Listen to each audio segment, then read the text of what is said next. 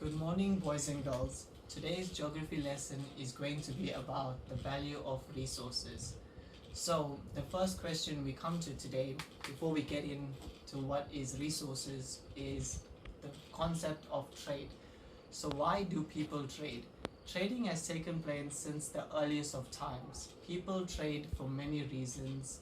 The simplest way for a person to get things he or she does not have is to trade something that they do have. For example, if you have two pencils and your friend has two sharpeners, you can trade one pencil for one of his or her sharpeners. Trading does not only take place between people. South Africa is one of the biggest, most successful business countries in the world when it comes to imports and exports. If goods are sent out of a country to another country, it is known as export. If goods are brought from other countries, they are called imports. The main exports in South Africa, which we send out to other countries, which we import to other countries, are the likes of diamonds, platinum, gold, as well as machinery and equipment. Those are classified as resources which we use for trade. Now we come to the vocabulary which we're going to need to learn in order for you to get the concept of certain things. So, manufacturing is one of the main.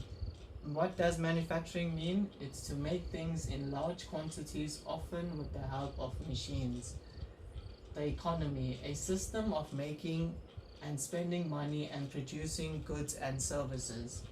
Profit, the amount of money that is made by a business that is more than the amount that it was sold. Reinvest, when you put profit back into the business or company that generated the profit. And the last one we would need to know is infrastructure, the facilities and equipment in a country that are necessary for it to run properly. What are resources? Resources are things that are used to make things to benefit other people. A natural resource is anything that is taken from the environment by people because it is needed or wanted. The land and the sea include all natural resources. Some resources are very valuable.